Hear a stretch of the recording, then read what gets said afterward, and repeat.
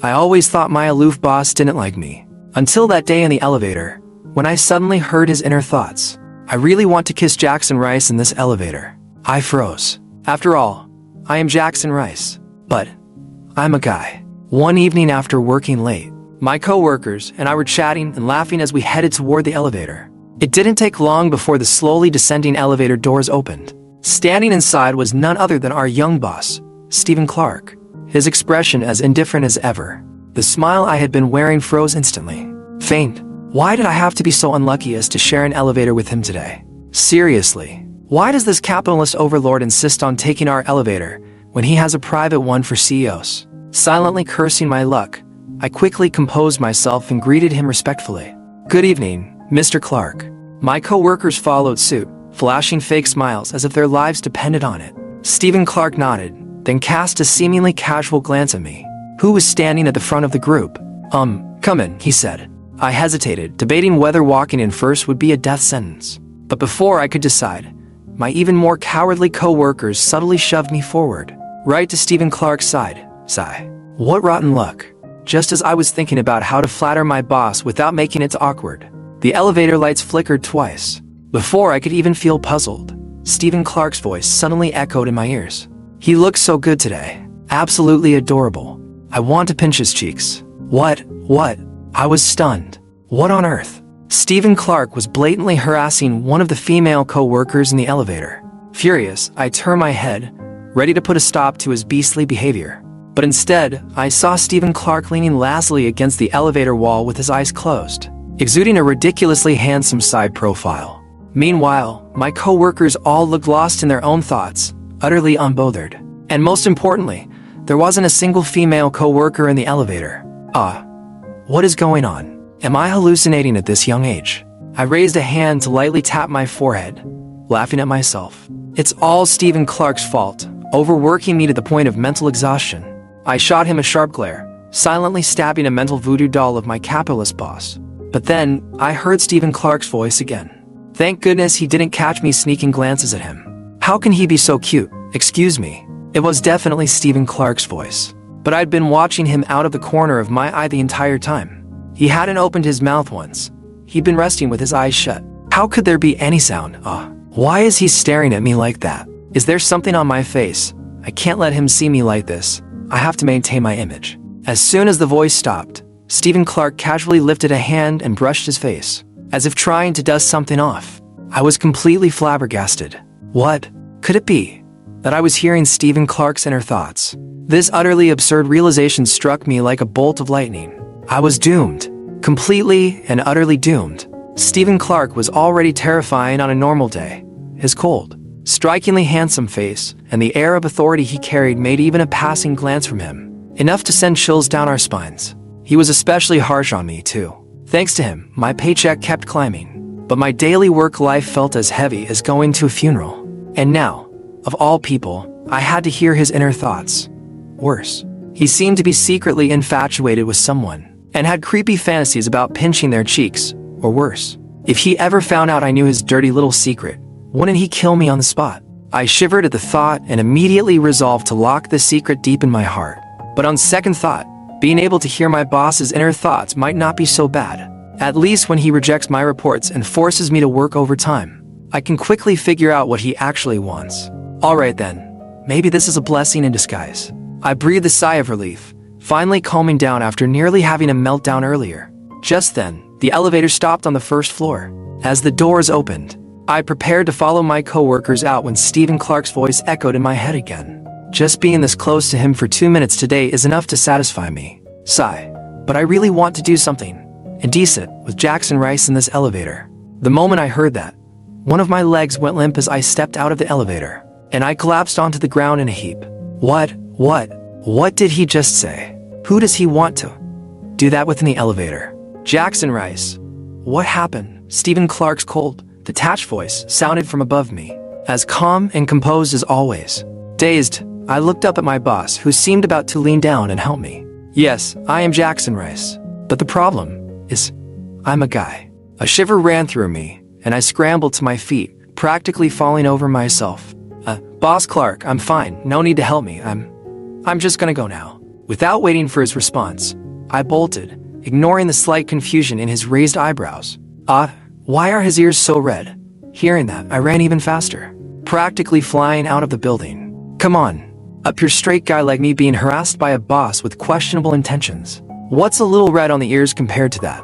When I finally made it home, I collapsed onto the couch, my head spinning as I tried to process everything that had happened. Hearing my boss's inner thoughts was shocking enough, but the most disturbing part was, his sexual orientation seemed a little off. And worse, it sounded like he might be planning to take advantage of me. I was dumbfounded. I was horrified. I was at a complete loss. So, I made up my mind. I was going to quit. This manipulative capitalist mastermind could strike at any moment. To protect what little dignity I had left as a straight man, I had to stay far, far away from him. Fueled by righteous indignation, I opened my laptop and was just about to start drafting my resignation letter when my landlord called. Jackson, I'm thinking of raising the rent a little. Let me know by the end of the month. All right. Got it. The moment I hung up, all my resolve evaporated. Stephen Clark's company was the leader in this industry. If I quit this high-paying, hair-loss-inducing internship, then as a fresh graduate, I'd be sleeping on the streets by next month. And this apartment was the most convenient one near the office. It had the best facilities, and I didn't need to share it with anyone. Faced with the choice between survival and dignity, I had no choice but to begrudgingly choose survival. Suddenly, I felt like a eunuch wandering through a brothel, utterly powerless. Sigh. Making money is hard. Swallowing this humiliation is even harder. The next day, I dragged myself to the office like a wilting plant, looking as lifeless as a dead dog.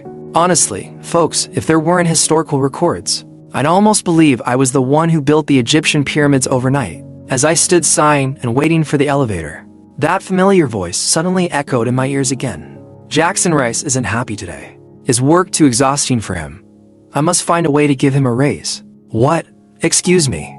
I immediately perked up, spinning around with a grin so fawning it could rival a weasel greeting a chicken. Good morning, Mr. Clark. Morning. Stephen Clark replied in his usual indifferent tone, his sharp, cool features still as composed as ever. But his gaze, it was fixed directly on me, pretending not to notice the heat in his eyes. I eagerly played the part of a loyal servant addressing the company's golden goose. Are you taking this elevator today, Mr. Clark? My private elevator's out of order, so I'll be riding with you all for a while. No problem at all. I quickly nodded and scrambled to press the elevator button for this handsome, filthy rich boss of mine. Stephen Clark shot me a sideways glance, lifted his long legs, and stepped gracefully into the elevator. Jackson Rice's smile is so beautiful. I want to kiss him. First, I'll kiss him like this, then like this, and finally, hearing the live broadcast of his filthy inner thoughts made my ears burn red again, and I nearly lost control of my groveling smile. Damn it. For the sake of the raise he's planning to give me, I'll endure it. Outwardly, I kept smiling. Inwardly, I was screaming profanities. Stephen Clark suddenly broke the silence. Jackson, how's your internship going lately? I let out a fake laugh and took the opportunity to suck up to him. Very well, Mr. Clark. I find the work here fulfilling, the salary generous, and the benefits unmatched. Of course, all of our company's success is thanks to your brilliant decisions and exceptional leadership, which I'm honored to be part of. Stephen Clark looked at me with a faint, teasing smile and nodded slightly. Even when he lies, he's ridiculously cute. I should really give him that raise. He's been working overtime a lot lately, trying to secure a permanent position. He's lost weight, and it makes me feel bad. My smile faltered for a second, and for just a brief moment, something in my heart softened. Your tricks as a male suitor are really something else, Stephen Clark. You almost had me moved. No, I need to figure out a plan. A way to ensure Stephen doesn't sabotage my chances of getting a permanent position. And also stop staring at me like that. I glanced at Stephen from the corner of my eye, secretly racking my brains. By the end of the day, after much thought, I'd only come up with a few options. First, get a girlfriend as a shield. But I immediately dismissed that idea as impractical. Second, play dumb and act like I don't know anything. Come on, it's the 21st century.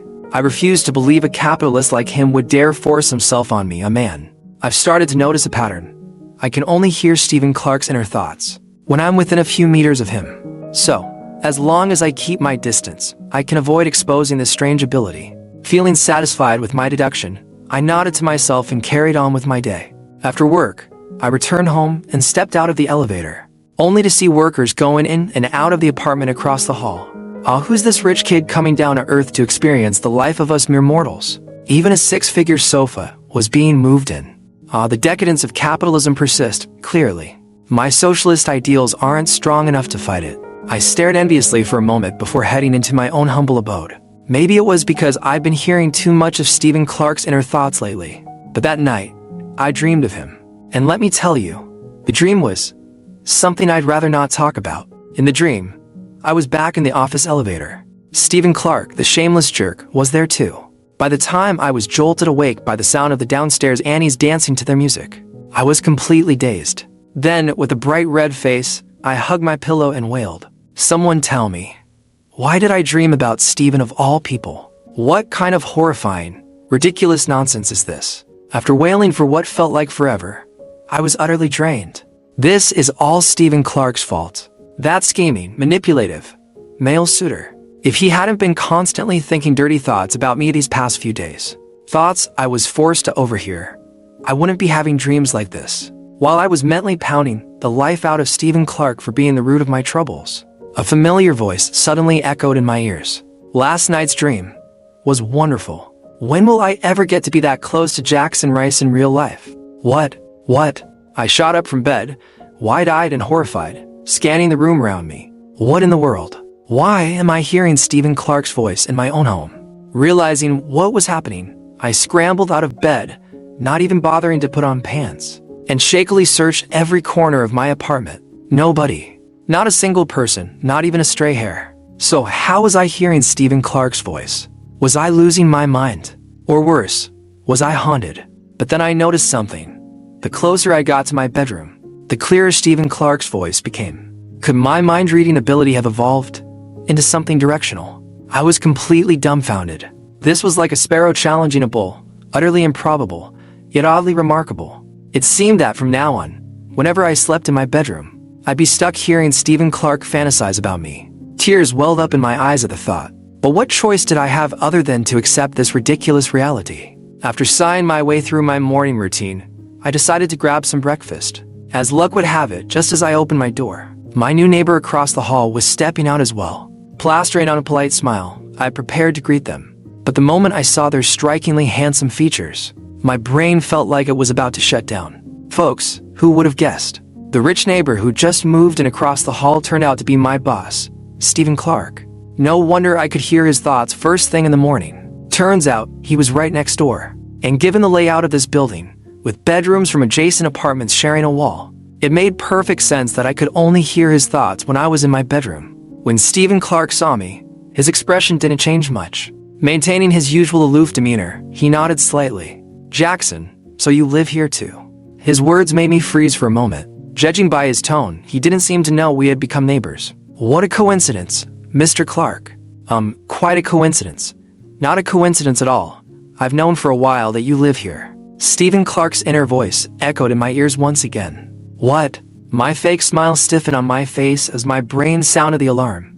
Known for a while? Oh no. This scheming male suitor. He actually moved in next to me just to spy on me for me. Was his next step to barge into my home and force himself on me, an innocent straight man? Panicking, I instinctively covered my backside and stepped back. Mr. Clark, suddenly I feel a stomachache. I need to head back home to use the restroom. You go ahead. You're busy. Before he could respond, I bolted from my apartment, practically tripping over myself as I dove inside. After slamming the door shut, I pressed my ear against it, straining to catch Stephen Clark's inner thoughts. Jackson seems scared of me. Of course I'm scared. You've been stalking me like a lovesick maniac, ogling my butt, and even moved in next door. Who wouldn't be? Sigh. I guess I was too impatient. I just wanted to see him more, not disrupt his life. Since he's straight, I should probably keep my distance and be more considerate. That way, at least we can still be friends in the future. Hearing these thoughts, I pursed my lips. So, he wasn't planning to force himself on me. He really just wanted to be closer.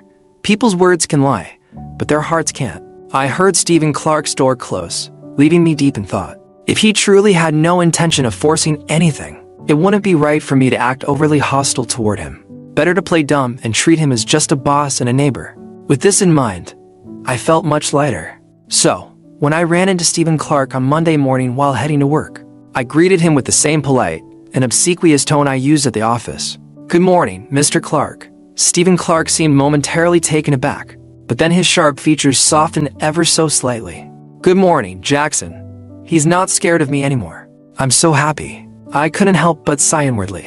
To be honest, aside from the whole fixating on my bed thing, Stephen Clark really was the complete package. He was undeniably a top-tier man. His success story as a self-made entrepreneur had been the inspiration that motivated me to join this company in the first place. This admiration hit its peak when Stephen Clark offered to give me a ride to work that morning. Sitting in his Rolls-Royce, secretly stroking the buttery soft bull leather seats, I was practically drooling. I even forgot my usual car sickness. Folks, I've made it. Who would have thought that one day, someone as broke as me would get to ride in such a luxury car? It almost made me want to be a kept man and cling to Stephen Clark for his wealth. Money isn't everything, but without money, you've got nothing. If a little but pain is the price to reach the pinnacle of life, then so be it. After all, even if rumors spread about me picking up soap with Stephen Clark, it's not like I'd really lose anything. "What are you thinking about, Jackson?" "I'm thinking about you." Lost in my daydreams about a better life, I blurted it out without even thinking. As soon as the words left my mouth, the car swerved dramatically into a giant S-curve, sending nearby cars scrambling to dodge. Horns blared, curses flew, and chaos erupted until they realized it was a Rolls-Royce. Then, just like that, everything went dead silent. I was jolted back to reality, my previous daydreams now shattered. Wait, what did I just say? What was I thinking? "I'm thinking about you." Oh no, this was bad. Stephen Clark was definitely going to get the wrong idea. I bit my treacherous tongue and immediately stammered out an explanation. "Mr. Clark, let me explain." Stephen Clark had already regained his composure. He turned his head slightly to look at me, his gaze burning. I couldn't even bring myself to meet his eyes. Go on," he said. "He said he's thinking about me. Does that mean I actually mean something to him?" "Yep," he misunderstood. "Mr. Clark, that's not what I meant. I'm so happy. I'm giving him a raise. And a bonus." My explanation faltered mid-sentence, completely derailed. "Jackson," Stephen Clark's lips curved into a faint smile as he waited for me to continue. Taking a deep breath, I forced a polite smile. "Mr. Clark, yes, you're right. I was thinking about you." I didn't dare look at Stephen Clark's now indecipherable expression. If we weren't sitting at a red light, I had a feeling Stephen Clark might have already yanked my pants down right then and there. As the saying goes, wealth cannot corrupt me, and power cannot bend me. But a raise? Well, sometimes you've got to bend. Misunderstandings be cast aside, as long as it doesn't go too far. I quickly adjusted my tone and offered a more tactful explanation.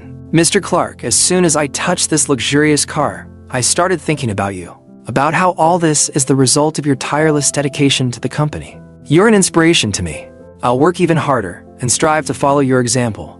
I babbled on, smoothly wrapping it all up while slipping in some flattery for good measure. The ambiguous tension in the car instantly eased.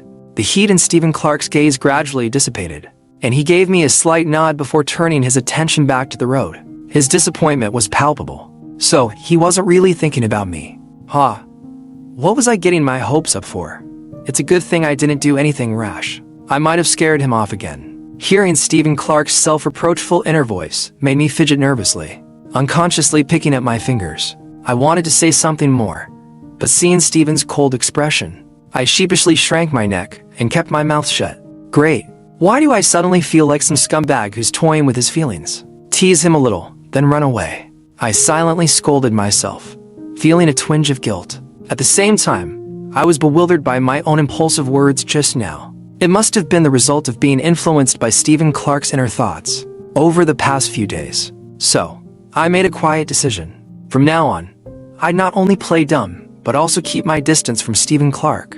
Tonight, I'd move my bed to the other side of the room to avoid hearing his thoughts while in the bedroom. It would be better for both of us. If that didn't work, I'd take a couple of days off and get out of town to cut down on our interactions even more.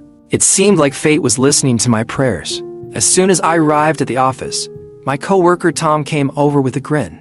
"Hey Jackson, we've got a company retreat at the end of the month. Staying at a villa out in the countryside for a few days. Attendance is mandatory, okay? Are the higher-ups, like Mr. Clark, going? Come on. You think someone like him would bother?" Relieved, I smiled and nodded in agreement. Perfect timing. A company retreat was exactly what I needed to clear my head. Otherwise, Stephen Clark's relentless inner thought would drive me insane. Early on the day of the retreat, I happily climbed onto the company's rented bus. My coworkers were buzzing with excitement, chatting loudly as they settled into their seats. Because I get carsick, I instinctively looked for a seat toward the front. Unfortunately, all the front seats were taken, and I didn't want to trouble anyone by asking them to switch. Sighing, I reluctantly chose a spot a bit farther back. Opening the window, I let the fresh breeze blow in, instantly relaxing me. As the cool air swept over my face, I closed my eyes, slowly drifting off. Suddenly, the bus fell silent. The chatter and laughter stopped abruptly, leaving only an eerie quiet. What's going on? I instinctively opened my eyes and saw a familiar figure stepping onto the bus. Broad shoulders, a tall frame, and a face so coldly handsome it could stop traffic. What? Why is Stephen Clark here? While I was still processing the shocking development, Stephen Clark had already made his way into the aisle. The moment my coworkers snapped out of their daze, they scrambled to greet him with forced enthusiasm. "Good morning, Mr. Clark. Mr. Clark, we didn't expect you to come on this trip." He replied curtly. "Good thing I made it. Otherwise, I'd have missed this chance to spend time with Jackson." Speaking of which, where's Jackson? As his inner voice echoed in my ears. Stephen Clark scanned the bus, his gaze searching for me. I immediately shoved in my earbuds and squeezed my eyes shut, pretending to sleep. "You can't see me. You can't see me. You can't see me." But just moments later, I felt his warm gaze land squarely on my face. There he is. My body tensed up instantly. "Oh no. Please don't come over. Please don't come over. There are so many empty seats, Mr. Clark. Just pick another one. Why do you have to zero in on the seat next to me? I don't smell bad, do I?" But no matter how fervently I prayed, Stephen still walked over to me, his crisp, clean scent wafting into my nose.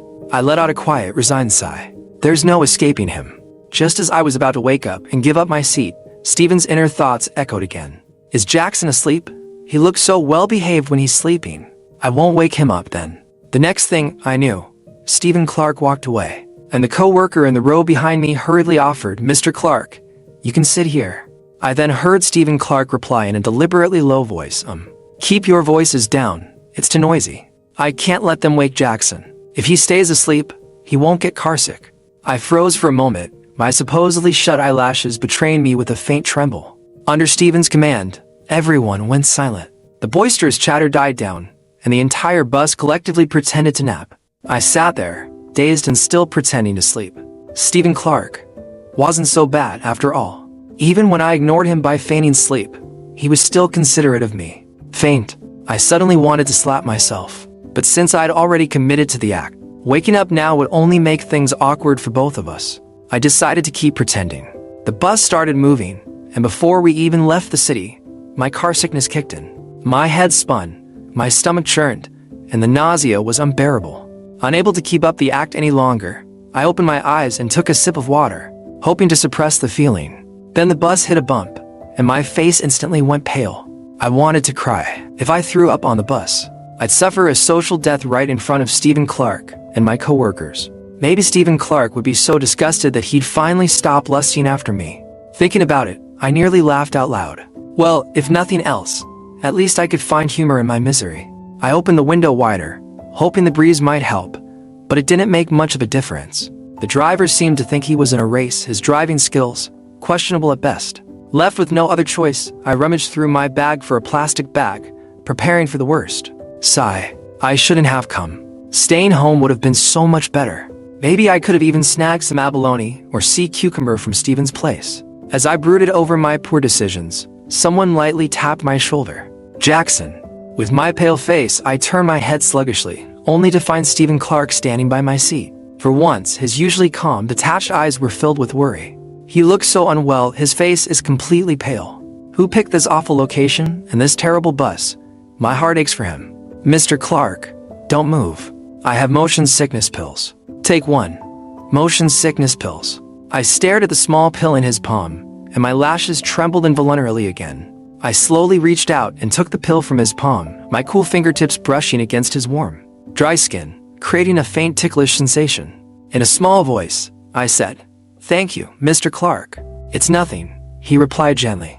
After watching me take the pill, he turned on his heel and strode toward the driver, Find a place up ahead to stop and let everyone rest. Also, drive more carefully, he ordered. Yes, of course, boss. The driver stammered. As I secretly glanced at his sharp profile, which carried its usual coolness, I felt something stir within me like a soft, gentle nudge that rippled through my chest. The driver took his instructions seriously. On the way to the retreat, his driving improved drastically, steady and smooth. We even stopped a few times for breaks, allowing me to step out for some fresh air. The discomfort from my car sickness quickly subsided. During one of the breaks, I hesitated briefly before heading to a nearby shop to buy the most expensive bottle of mineral water they had. When I found Stephen Clark, he was standing there with his usual indifferent expression, listening to our department manager shower him with flattery. The moment he saw me, his sharp features softened slightly. Clutching the bottle tightly, I braved his piercing gaze and walked over. Mr. Clark, thank you for the medicine. I bought you some water. Please don't mind the gesture. You're too kind, he said, his voice calm. I'm taking this water home and putting it on display. I'm so happy. He noticed my concern for him. Unconsciously, a small smile crept onto my face. Indeed, I had noticed. Stephen Clark's affection might be a little twisted, enough to make me want to run away sometimes. But looking at it from another angle, how attractive must I be for such an outstanding man to secretly harbor feelings for me? The thought inflated my ego slightly. Ever since my parents passed away unexpectedly during my college years, it had been a long time since I'd been so steadfastly cared for by someone. This kind of attention was different from a friend's concern or a colleague's polite greetings. It had a way of softening my defenses, making me less inclined to resist. And so, I smiled even more brightly at Stephen Clark. When we arrived at the countryside villa, I was in an exceptionally good mood. I joined my coworkers in eating, drinking, and preparing to play a round of truth or dare. But as the game began, I couldn't help but glance toward the corner where Stephen Clark sat. His imposing presence naturally made people keep their distance, with everyone treating him with excessive respect. Some even instinctively avoided him altogether, leaving him looking a little isolated. Aside from a balding manager who was sticking by his side, he was all alone. Pressing my lips together, I stood up and walked over to him. Mr. Clark, would you like to join us? Stephen Clark seemed genuinely surprised by my invitation. Momentarily stunned. Jackson Rice. He's inviting me. He really isn't afraid of me anymore. Under his suddenly intense gaze, I felt a little uneasy and started fiddling with my fingers. It's just an invitation to play a game. Why is he looking at me like I invited him to do something indecent? Just as I began to feel a strange mix of irritation and embarrassment, Stephen Clark finally replied. All right, he said softly. I smiled back at him. His arrival caused my co-workers to become visibly uncomfortable, exchanging nervous glances. But Stephen Clark didn't seem to care about the awkward tension. With a casual wave of his hand, he said, just play as you like. I don't mind. As long as I get to sit next to Jackson Rice, it's fine. My face instantly turned red. Ugh, even if a zombie bit him right now, they'd probably spit him out. Annoyed by his hopelessly romantic thoughts, with a resigned sigh, I took the lead in lightening the atmosphere, cracking a few harmless jokes to get things moving again. Seeing that, Stephen Clark kept his faint smile while observing without objecting. The atmosphere finally became lively. Of course, as a group of adults playing truth or dare, the game naturally carried a hint of mature undertones, kissing, hugging, and the like.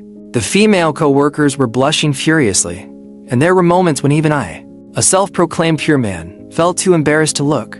But when I turned to glance at Stephen Clark, he seemed utterly unfazed, watching everything with a calm expression. His composure put me at ease, so I followed his lead and acted unbothered.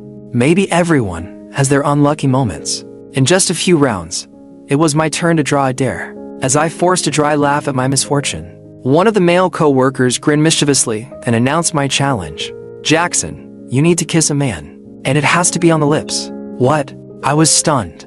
The room immediately erupted into chaos. Some co-workers even let out primitive roars of excitement. Kiss a man.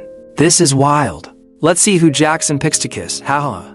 Hey, John's homophobic. Kiss John. Get lost. Jackson's my bro. Hands off. I awkwardly chuckled and stammered. Well, this is just a game, so nobody take it personally. Okay. I didn't dare glance back at the corner where Stephen Clark was sitting. Don't worry about it, haha. Jackson, just pick someone to kiss. Yeah, go for it.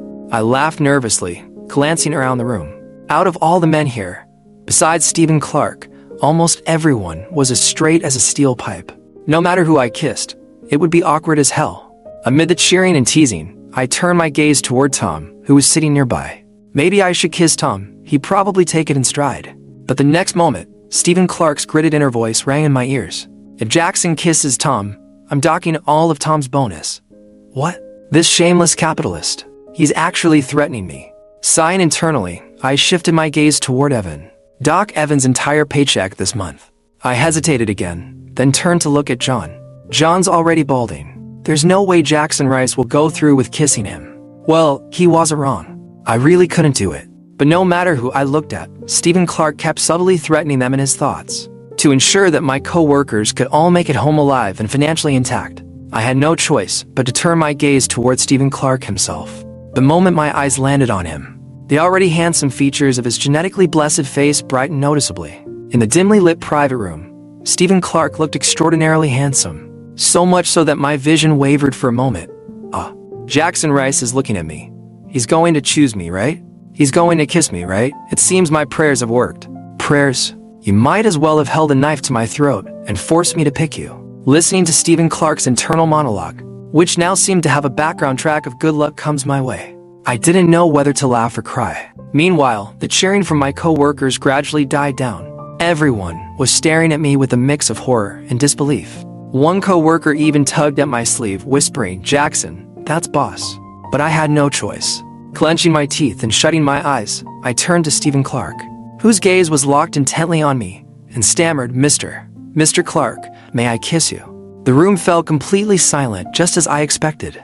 All my co-workers stared at me, their faces full of shock and a hint of admiration. Ignoring their reactions, I turned my red face toward Stephen Clark, who lazily lifted his eyelids and looked at me. With a calm expression, he nodded slightly. "You may." At that moment, everyone collectively sucked in a sharp breath. Knowing the situation, I wasn't all that surprised. After all, Stephen Clark had been eyeing me for a while now. He'd probably welcome the opportunity for me to kiss him as much as possible. I figured it was better to get it over with quickly, otherwise Stephen Clark's thoughts would likely take us all the way to America at this rate. So, under the watchful eyes of my coworkers, I leaned toward Stephen Clark and kissed him. I don't know if Stephen Clark, being a capitalist and all, bathes in perfume every day. But the moment I got close, a clean and refreshing scent hit me. It was intoxicating, leaving my still somewhat rational mind hazy. It was like a slow-motion, intricate chemical reaction, stealing my breath and resistance in an instant. No wonder the female co-workers in the office always said Stephen Clark's scent was irresistible. Turns out, they weren't exaggerating. It was slightly damp, with a faint trace of alcohol. So soft, so nice. Stephen Clark's low sigh reached my ears. Just then, the lights in the villa inexplicably flickered twice. My co-worker's attention was drawn away. Taking the opportunity, I straightened up, trying to act as if nothing had happened. "Thank you, Mr. Clark, for playing along." "You're welcome," Stephen Clark replied, his gaze calm and natural. By the time our co-workers turned their attention back to us, both of us were already seated as if nothing unusual had occurred. Only my ears were burning, and my heart was pounding furiously. I fidgeted with my hands, trying to calm myself, but I couldn't resist the urge to sneak a listen to Stephen Clark's inner thoughts. Surely, he must already be in the middle of a colorful fantasy. But no matter how hard I listened, I couldn't hear a thing. Suspicious, I tilted my head to glance at Stephen Clark. He was still quietly watching me, his gaze deep and intense. That's odd. Whenever he had this look, his inner thoughts were usually so explicit they needed censorship. So, why wasn't I hearing anything now? When I suddenly couldn't hear Stephen Clark's inner thoughts anymore, I panicked. It felt like losing something I'd grown strangely fond of, unsettling, unfamiliar, and even a little scary. Anxious, I scooted closer to Stephen Clark, but still, I couldn't hear anything. What was going on? I was so close, yet it was completely silent. Out of nowhere, a ridiculous thought popped into my head. Could it be that the voices I'd heard before were all just my own imagination? The possibility left me utterly dazed. "Jackson, you don't look well." "What's wrong?" Stephen Clark's low, raspy voice snapped me back to reality. I turned to look at him, still in a fog of confusion. Why on earth would I fantasize about Stephen Clark having a crush on me? Was I so starved for affection that I'd reached this level of delusion? And nothing, Mr. Clark. I stammered. "It's just, I suddenly remembered something I need to take care of at home." "You guys enjoy yourselves." My co-workers started asking what was wrong, but there was no way I could explain my utterly ridiculous state of mind. I mumbled a few vague excuses, grabbed my bag, and walked out of the villa. I hadn't even made it a few steps when Stephen Clark caught up to me, grabbing my arm. He furrowed his brow slightly, looking down at me with calm concern. "Let me take you home, all right?" His demeanor was the same as ever, which helped soothe my nerves a little. "All right." I nodded. I was too agitated to overanalyze or fawn over him, so I managed a small smile to thank him. I didn't even stop to question how Stephen Clark's luxury car had suddenly appeared at the villa. The ride home was silent. After thanking him briefly, I stumbled into my apartment and shut the door. Since losing the ability to hear Stephen Clark's thoughts, I felt like something essential had been ripped away. I was restless and hollow. That night, the unease kept me awake until morning. The next day, someone suddenly knocked on my door. I dragged myself to answer it, my face still gloomy, only to find my cousin grinning at me on the other side. "Brother, I came to your city for an exam. I've been calling you all morning. Why didn't you pick up? My phone was on silent." Come in. Seeing her instantly brightened my mood. My cousin was cheerful by nature, and we'd always been close. After my parents passed away, her family had taken great care of me. So, when she asked if she could crash at my place for the night and leave after her exam, I agreed without hesitation.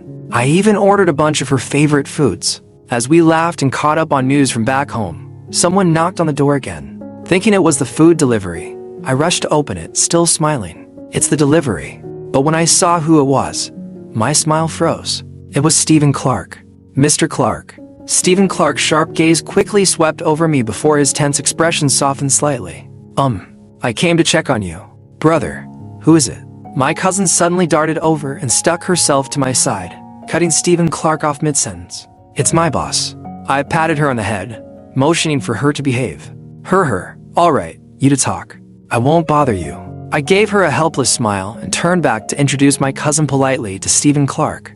But when I looked at him, his expression was dark and stormy, a coldness radiating from his face that made my spine shiver. I hesitated for a moment before calling out tentatively, "Mr. Clark." Stephen Clark stared at me silently for a long moment before saying in a low voice, "It's nothing. You go ahead." Then he turned abruptly and walked back to his apartment. He almost ran into the doorframe on his way in. I opened my mouth, wanting to say something to comfort him, but I didn't know where to start. Sighing, I decided to let it go, closed my door, and sat back down to eat with my cousin. But we had barely taken a few bites before someone knocked on the door again. It was Stephen Clark. His face was still tight as he said, "Jackson, can I borrow some soy sauce?" "Oh, sure." I quickly handed him a bottle of soy sauce. Stephen Clark took it and left without a word. I shut the door, feeling a bit bemused. But within 2 minutes, there was another knock. My door was unusually busy today. Once again, it was Stephen Clark. I stared at him in disbelief as he said, still stone-faced, "Jackson, can I borrow a plate?" I handed him a plate, and once again, he left without a word.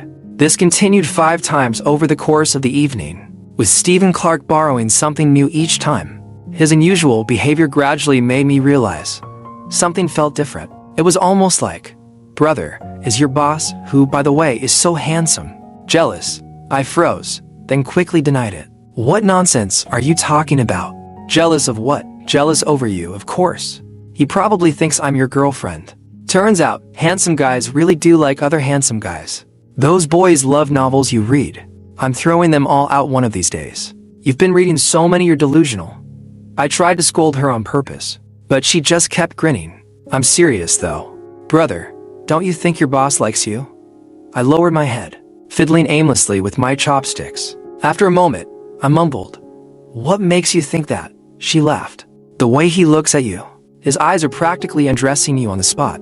Only someone as oblivious as you wouldn't notice." "I'm not oblivious. Now eat your food." I kept my head down, focusing on my meal. But I couldn't stop the corners of my mouth from curving upward, no matter how hard I tried.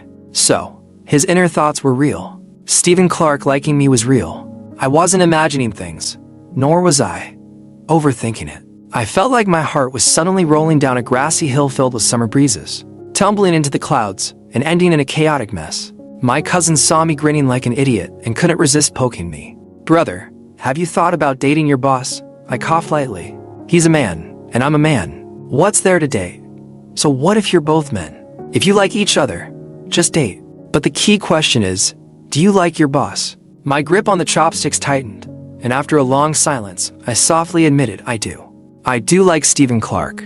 I've been overthinking it all along. At first, I was both respectful and a little afraid of Stephen Clark. But ever since I started hearing his inner thoughts, I realized he could also be humble because of his feelings for me. And he could be genuinely happy from just a tiny bit of my attention. That kind of vulnerable, contrasting affection was impossible not to be moved by. And the panic I felt when I could no longer hear his inner thoughts, that was real, too. I was afraid his feelings weren't real. I was afraid he didn't like me. In that moment, everything became clear. So, when Stephen Clark knocked on my door again to borrow something, I smiled and said to my cousin, "Cousin, could you help my boss by getting a spoon?" Cousin, Stephen Clark, who had been wearing a stern expression just moments ago, suddenly lit up. He eagerly asked, "She's your cousin?" I smiled faintly and nodded. "Yes, she is." Stephen Clark broke into a grin, his eyes brimming with happiness. Under his intense gaze, I casually teased him, "Mr. Clark, still need that spoon?" "No," he replied, shaking his head. "Oh, then..." I curved my lips into a smile. "Would you like to take a walk with me?" Stephen Clark froze for a moment before quickly nodding. I have to admit, seeing my usually cold and aloof boss turn into someone as obedient as a big, eager dog was almost endearing. It was like he wouldn't take a step over the line unless I invited him. I grabbed a coat and headed out with him to take the elevator downstairs. Coincidentally, today, the elevator only had the two of us. I couldn't help but think about the time in the office elevator when the lights flickered, and I first heard Stephen Clark's inner voice. And then, at the villa after kissing him, the lights flickered again. It felt as though some divine force was guiding me to discover Stephen Clark's secret. The coincidence made me smile unconsciously. "Jackson, what's so funny, Stephen? Can I call you that?" "Of course." I chuckled softly and decided to take the initiative. "Stephen, you believe I can hear your thoughts?" "What?" Stephen Clark raised his brows, clearly baffled by my sudden absurd statement. "Last month, after working overtime, we took the elevator together. It was the day I tripped and fell. Do you know why I fell? It was because I heard your thoughts." Stephen Clark's expression froze instantly, his eyes filled with panic. "What?" I turned to look at him, speaking softly. "I heard you. You said my pants made my butt look perky. You said I was cute, and you wanted to. In the elevator." "Jackson, stop." Stephen Clark gently covered my mouth with his hand. For the first time, I saw him blush. His reaction erased the last bit of doubt in my mind. The voices I had heard were real. Stephen Clark quickly composed himself, pulling his hand away and stepping back to put some distance between us. "Apologies. I couldn't help myself. If it makes you uncomfortable, I promise I won't think about those things again." Just as he finished speaking, the elevator arrived. Without waiting for a response, he turned and walked out. Stephen Clark's humble apology softened my heart completely. "Stephen, I'm not uncomfortable. I hope you keep thinking that way." His tall figure froze mid-step. Then he turned back, his disbelief clear in his eyes. "What do you mean?" I smiled at him. "I mean, I'm okay with you liking me. After all, I like you too." How can I even begin to describe Stephen Clark's happiness in that moment? His beautiful eyes lit up like a burst of starlight, dazzling and brilliant. So, when Stephen Clark, overcome with joy, hugged me tightly, I returned the embrace. He said, "Thank you." I said, "Don't mention it. Just change that company policy about office romances, and we're good." Stephen Clark laughed. "It's already changed." Stephen Clark's side story. I first noticed Jackson Rice during a company interview. I never attend interviews, but on a whim that day, I decided to sit in. That's when I spotted a young man. Not for any particular reason, other than that he was stunning. He had a gentle, refined air typical of Chinatowns, and his voice was clean and soft as he answered the interviewers. I found myself glancing at him a few more times than usual, but that was it, just a few glances. The next time I saw him, he was already an official employee of the company. Apparently, his name was Jackson Rice. One day, he brought me a report. His report was amateurish, full of mistakes, but it was clear he had put in effort. I sent it back without mercy, telling him to redo it. The second time, it still had issues. I criticized him briefly and told him to stay late to fix it. Jackson Rice lowered his head respectfully as he listened to my reprimand. The faint creases at the corners of his eyes beautiful and shimmering. Yet, for some reason, I felt like he was a little fox full of sly thoughts. One late night, I stayed back after work on a whim and visited his department, curious to see if the little fox had slipped away. But he hadn't. He was there, sleepy and groggy, working on his report. As he worked, he muttered under his breath. I leaned in to listen. It turned out he was cursing me, and quite amusingly at that. Some bosses are so nitpicky, they'd probably grab a spoon to taste test a passing manure truck. Sigh. Wine in a jade cup for the nobles, but here I am, one drink for me, one for the laborers. He kept cursing until he dozed off mid-sentence. I laughed. He was funny. Funny enough that I remembered him. After that night, I found myself glancing at him more and more. That attention naturally turned into fondness, then into love, and finally into indescribable urges. But Jackson Rice was straight, and he was my subordinate. I was terrified, afraid of disgusting him, scaring him, driving him away from me. So I thought I had hidden my feelings well. Until one day, Jackson hugged me. He told me he knew all about my inner thoughts, and he said he liked me too. He even thanked the gods for letting him know the truth. When I heard that, I couldn't agree more. If anything, it's me who should be thanking the gods, thanking them for letting him love me.